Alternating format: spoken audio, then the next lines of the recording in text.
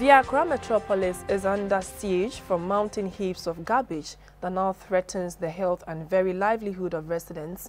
Overnight, the city seems to generate more waste rapidly, apparently due to the surge in rural-urban migration, coupled with an increase in the use of plastics.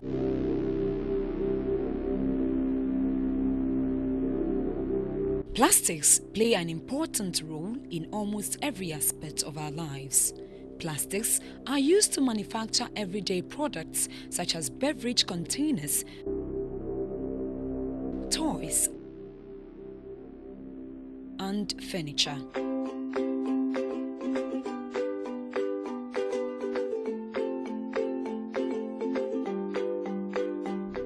Plastics make up almost 13% of the municipal solid waste stream, a dramatic increase from 1960, when plastics were less than 1% of the waste stream.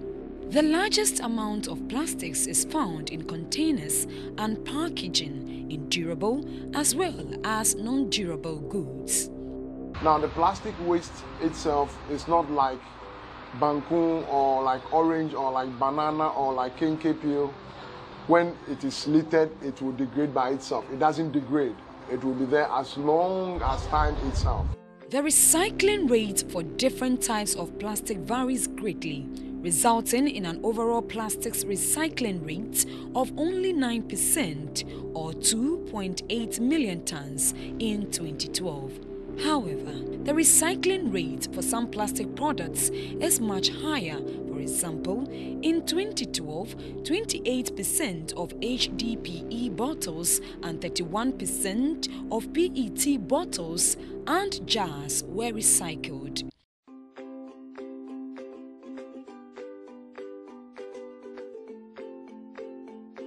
As we speak now, we have over 20 recycling companies. In Accra alone, in Accra and Tema alone, we are close to about 8 to 10 recycling companies. And these recycling companies are buying plastic waste from the collectors and they are recycling into other products. So if you ask me, recycling is a viable business. According to the Environmental Protection Agency, EPA, 33 million tons of plastic waste were generated in 2013, representing 12.8% of total municipal solid waste (MSW).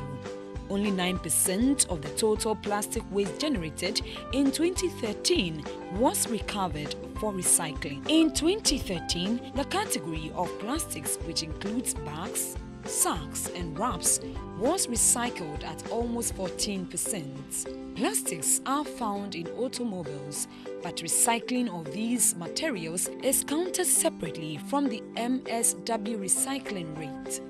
Properly disposing of plastics over the years continues to be a challenge to governments. When we talk about protecting the environment, one's mind goes immediately to deforestation, poaching of endangered wildlife, oil spillage in wetlands, erosion, and the more graphic challenges. But there's a more critical and immediate danger to the African environment, one that has not been much talked about, but which is probably just as urgent, if not more urgent, than some of the other challenges I enumerated earlier.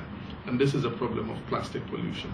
While some are calling for more education to help stop the wanton littering, others propose strict enforcement of laws to prohibit dumping of plastic waste. There are instances where dustbins were provided to check indiscriminate littering, but some unscrupulous persons stole all the receptacles. Every time you're sitting in your car, in a taxi, in a trotro, and you discard a piece of paper, a plastic bag, sachet water, this is what you're contributing to, and it will come back to bite us, and we've seen it. The debate on whether or not plastics should be banned totally from the country, like in Rwanda, is still not clear. You can see the types of bottles and sachets that are on the beach. They're all branded.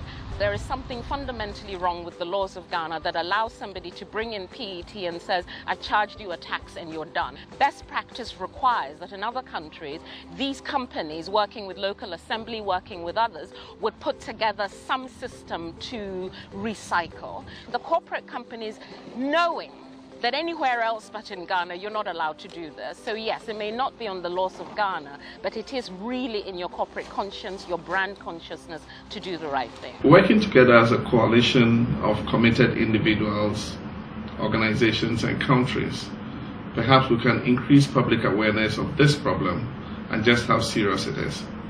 Perhaps this awareness would encourage more governments to take the proactive steps that are necessary to introduce legislation to regulate the use of disposable plastics.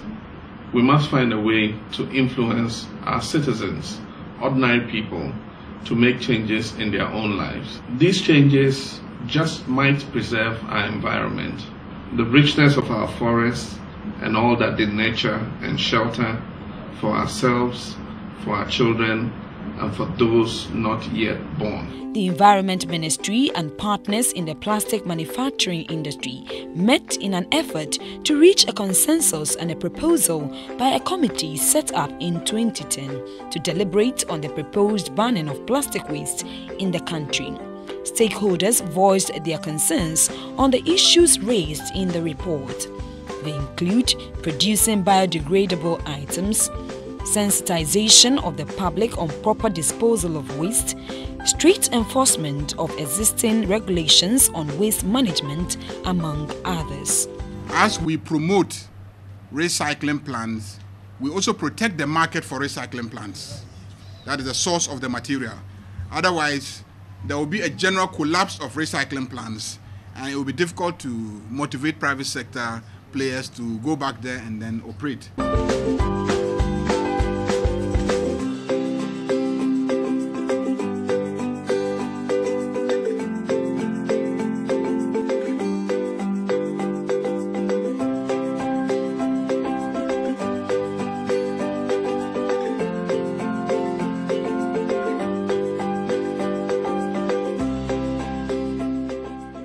Currently, there are lots of businesses that use plastic bags.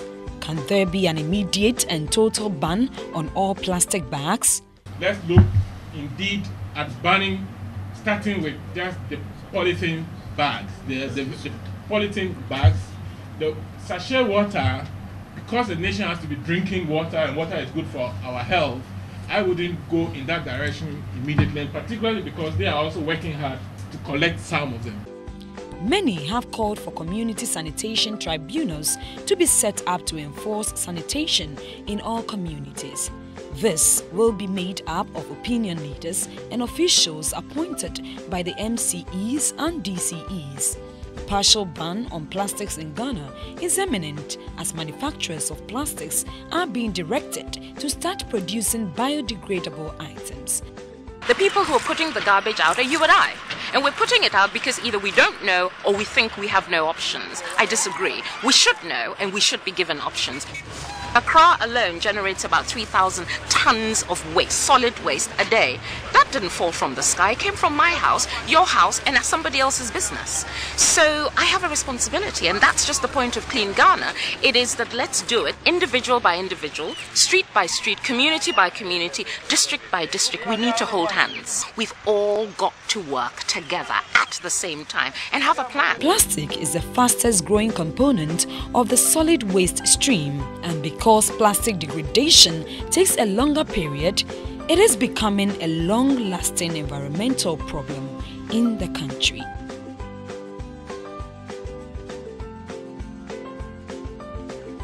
The overwhelming majority of the solid waste that is found in Ghana is created by plastic.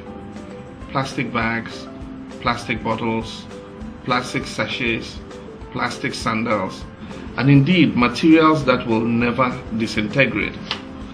Unlike in more industrialized countries in the West, who have systems in place to recycle even a small portion of their plastic waste, which is still not enough to lessen the negative impact of this sort of pollution, countries like Ghana simply do not have the resources, and so this plastic pollution will remain on our landscape like a permanent scar of filth on the face of a beautiful nation.